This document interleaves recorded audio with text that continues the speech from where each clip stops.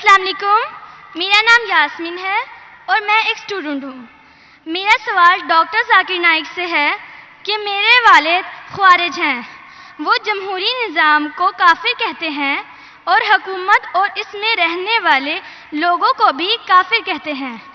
مجھے حکم دیتے ہیں کہ میں ان کا نظریہ اختیار کروں، لیکن مجھے یہ غلط لگتا ہے کہ میں ایک مسلمان کو کافر کہوں۔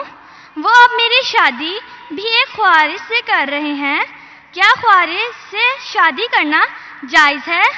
وہ مجھے دھمکی دیتے ہیں کہ اگر میں ان کا نظریہ نہ اپناؤں تو وہ مجھے آگ کر دیں گے۔ آپ کا سوال مجھے آدھا سننے میں آیا۔ آپ نے کہا کہ آپ کے والد کیا تھا، ہمیں سنا نہیں۔ آپ ذرا سوال کو واپس سے دہرائیں گے بہن؟ میرے والد ایک خوارج ہیں۔ خوارج؟ ہاں، خوارج۔ یس، اور وہ جمہوری نظام اور اس میں رہنے والے لوگوں کو کافر کہتے ہیں اور ان کا نظریہ نہ اپنا پر مجھے آگ کرنے کی دھمکی دیتے ہیں اور میری شادی ایک خوارج سے کرنا چاہتے ہیں۔ کیا خوارج سے شادی کرنا جائز ہے؟ بہن جی، مسلمان کو صرف مسلم سے شادی کرنا چاہیے۔ کیا خوارج ایک کافر ہے؟ آپ نے کوئی خوارج مطلب ایگزٹ، خوارج مطلب وہ اسلام کو چھوڑ چکا ہے۔ وہ میرے فادر ہیں۔ اب فادر ہو کوئی بھی ہو، اگر آپ نے خود کہا کہ میرے والد خوارج ہے، خوارج مطلب جو اسلام سے دور جاتا ہے، تو جو اسلام سے دور جاتا ہے اور اسلام کے خلاف جاتا ہے اسے کہتے خارج۔ مطلب جو تو ان سب میں میرے لیے کیا حکم ہے؟ آپ کے لوگوں میں کہ مسلمان سے شادی کرو۔ قرآن کی آیت ہے سورہ بقرہ کی، سورہ نمبر 2 آیت نمبر 221 کہ اپنے عورتوں کو مشرک سے شادی نہ کرے یا غیر مسلم سے شادی نہ کرے تب تک وہ مسلم نہ بنے، مومن نہ بنے۔ ایک شخص جو سلیو ہو، کتنا بھی غریب ہو، وہ بہتر ہے اس شخص سے، اس مشرک سے، اس غیر مسلم سے، چاہے وہ کتنا بھی آپ کو متاثر کرے۔ اور پھر آیت کنٹینیو ہوتی ہے کہ آپ کوئی مشرکہ سے شادی نہ کرے جب تک وہ مومنہ نہ بنے۔ تو اسلام میں صاف کہا گیا ہے کہ آپ ایک مسلم سے شادی کرنا چاہیے۔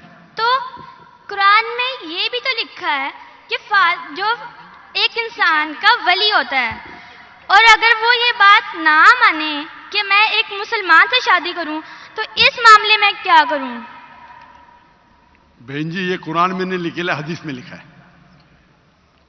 حدیث میں لکھا ہے کہ شادی کرنے کے لیے خاتون کو، عورت کو ولی کی ضرورت ہے، اور ولی والد ہے۔ لیکن اس میں اختلاف ہے، حنفی مذہب میں یہ ضروری نہیں، فرض نہیں ہے۔ اگر ولی والد اجازت نہیں دیتے تو دینا اچھی بات ہے، لیکن فرض نہیں ہے۔ باقی 3 ائمہ میں ولی والد ہونا ضروری ہے۔ لیکن آپ کے کیس میں اگر والد خوارج ہے تو یہ آتا ہی نہیں معاملہ، یہ ان کے لیے۔ بہن جی، آپ بیچ میں دخل اندازی دیتے رہیں گے تو کیسا میں جواب دوں؟ آپ کا سوال ختم ہو چکا ہے، ابھی جواب کو سنیے۔ آپ اگر دخل اندازی، آپ کو اپنا سوال پورا ایک ساتھ میں بولنا چاہیے۔ آپ بیچ میں دخل اندازی کرتے رہیں گے تو ختم ہی نہیں ہوگا نا۔ آپ کا سوال ختم ہو گیا، ابھی جواب سنو اور دوسرے کو موقع دو سوال کرنے کا۔ آپ نے سوال کیا کہ آپ کے والد خوارج ہے۔ جو مسلم کے والدہ یا والد خوارج ہے یا غیر مسلم ہے، اس کے لیے لاگو ہوتا ہی نہیں۔ اگر آپ کے والد غیر مسلم ہیں یا خوارج ہے تو آپ پہ یہ حدیث لاگو ہی نہیں ہوتی ہے۔ پھر آپ کو آپ کا ولی دوسرا کوئی مسلمان بن سکتا ہے، چاہے آپ کا چاچا ہو، چاہے دوسرا کوئی قریب ہو، لیکن یہ جو فرد ہے اس کے اندر فقہ میں اختلاف ہے. حنفی مذہب کے حساب سے اچھی بات ہے کہ آپ ولی سے کرو، لیکن فرض نہیں ہے. اگر والد اس شادی کے ساتھ رضا نہیں ہے پھر بھی شادی ہو جاتی ہے. باقی 3 ائمہ کے نزدیک والد کی رضامندی جو ولی ہے وہ فرض ہے. لیکن آپ کے کیس میں یہ لاگو ہی نہیں ہوتا ہے. آپ نے جب کہہ دیا کہ آپ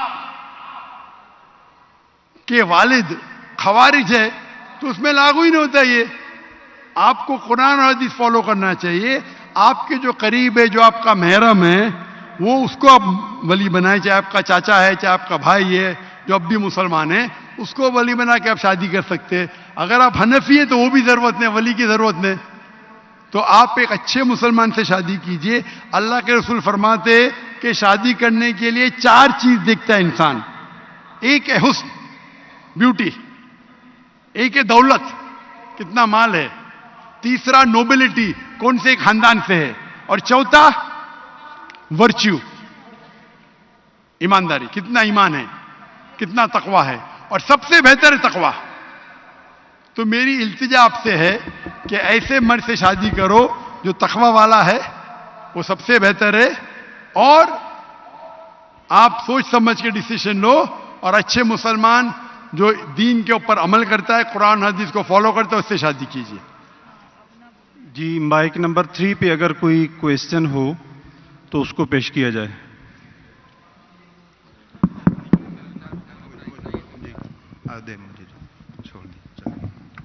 جی ہلو، آ رہی ہے آواز؟ جی السلام علیکم. میرا نام محمد نواز ہے جی، اور الحمدللہ میں مسلم فیملی میں پیدا ہوا، اور دعا ہے کہ اللہ تعالیٰ خاتمہ بھی بالایمان کرے. لیکن انگلینڈ میں طویل عرصہ گزارنے کے دوران جب میں غیر مسلموں کو، گوروں کو اسلام کی طرف راغب کرنے کی کوشش کرتا تھا تو جو ان کی طرف سے اعتراضات آتے تھے وہ آپ کے سامنے سوال کی صورت میں رکھ کے آپ سے رہنمائی چاہتا ہوں. پہلا اعتراض یہ آتا تھا کہ اسلام کے مطابق حضرت عیسیٰ علیہ السلام زندہ آسمانوں پر اٹھا لیے گئے اور 2000 سال سے زیادہ ہو چکے وہ اللہ کے پاس ہیں، اور نہ جانے مزید کتنے ہزاروں سال لگیں گے اور واپس آئیں گے. تو عملی طور پہ یہ کیسے ممکن ہے کہ یہ فانی جسم جو ہے اس کی ضروریات آسمان پہ پوری بھی ہو رہی ہیں اور وہ زندہ ہیں اور پھر واپس آئیں گے؟ دوسرا جو ایک سوال بھائی صاحب، وقت ہو گیا. ایک سوال، دوسرا اعتراض. ایک سوال کافی ہے. جی جی اس کا جواب دوں گا میں، وہ بھی ٹائم لگے گا. آپ اگر 3-4 سوال پوچھیں گے تو باقی لوگ سے ناانصافی ہوئیں گی. میں صاحب نے سوال کیا ہے کہ الحمدللہ مسلم خاندان سے اور ایمان پہ ان کا انشاء انتقال ہو. جب وہ UK میں تھے، وہاں جب اسلام کی دعوت دیتے تھے تو غیر مسلم کہتے تھے کہ عیسیٰ علیہ السلام کو اللہ نے اپنی طرف اٹھا لیا، 2000 سال ہو گئے اور کتنے سال ہوں گے. تو جب اٹھا لیا تو کیسے وہ زندہ ہے؟ یہ کیسے ممکن ہے؟